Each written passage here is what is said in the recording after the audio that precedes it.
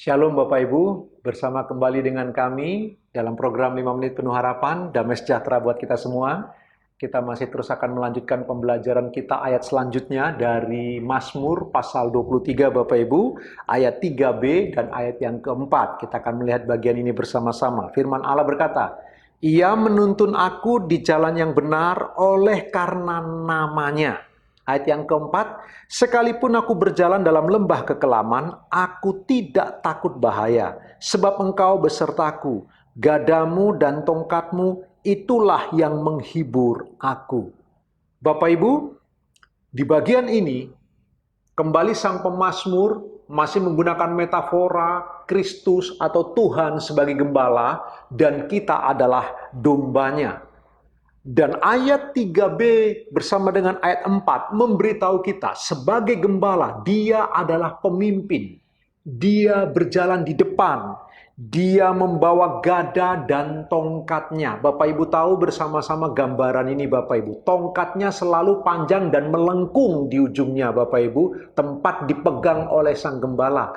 Lalu kemudian ada gada di tangan kanannya. Kadang-kadang waktu melewati lembah karena mereka harus mencari rumput yang hijau Bapak Ibu, maka mereka melewati beberapa daerah yang geografisnya kadang-kadang ada lembah, ada bukit yang mereka harus lalui. Dan biasanya waktu masuk di lembah itu Bapak Ibu ada rumput-rumput berduri, bukan hanya itu, di semak-semak itu biasanya ada binatang-binatang buas yang bersembunyi siap untuk menerkam domba-domba yang lengah. Nah, gembala sengaja berjalan di depan. Dan waktu dia berjalan di depan, Bapak Ibu, sambil dia memperhatikan ke belakang, kadang-kadang ada domba yang karena ketakutan, maka mereka akan coba ingin lari waktu ada di lembah-lembah itu. Dan waktu domba ingin keluar dari kawanannya Bapak Ibu, maka tongkat yang bengkok di kepalanya itu Bapak Ibu, akan dipakai untuk menarik leher sang domba. Sementara gada di tangan gembala untuk menghancurkan semua binatang apapun yang coba mengganggu domba-domba yang sedang dia dipimpin. Gambaran inilah yang digunakan oleh Raja Daud. Apalagi dia pernah menggembalakan kambing domba milik bapaknya. Jadi Daud tahu sekali.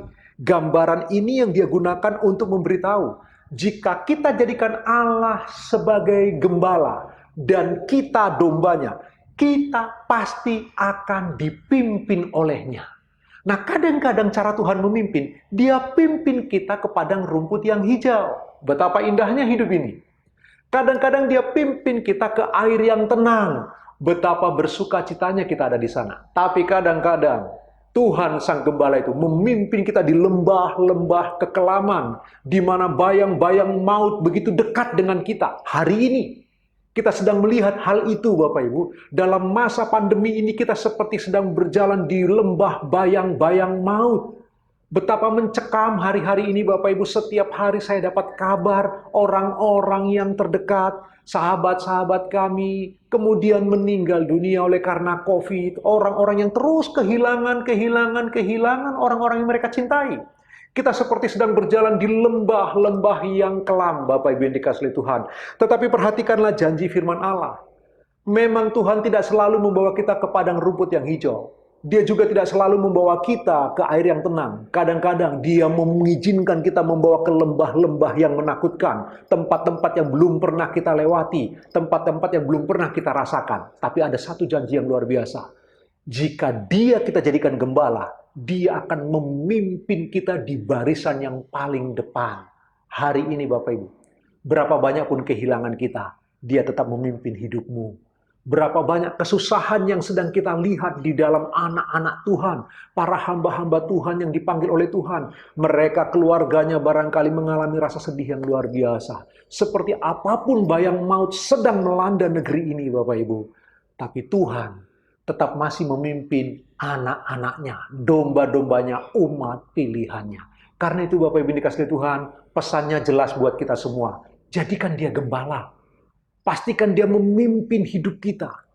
Biarkan dia menjadi gembala agung kita Bapak Ibu. Sehingga hari-hari yang kita lewati, bukan hanya kesegaran jiwa kita yang dipulihkan Bapak Ibu. Bukan hanya kita mengalami kepuasan di dalam hidup kita, kita mengalami keutuhan hidup.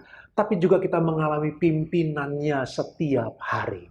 Renungkan firman Allah sepanjang hari ini Bapak Ibu, sambil Bapak Ibu beraktivitas. Tuhan Yesus memberkati.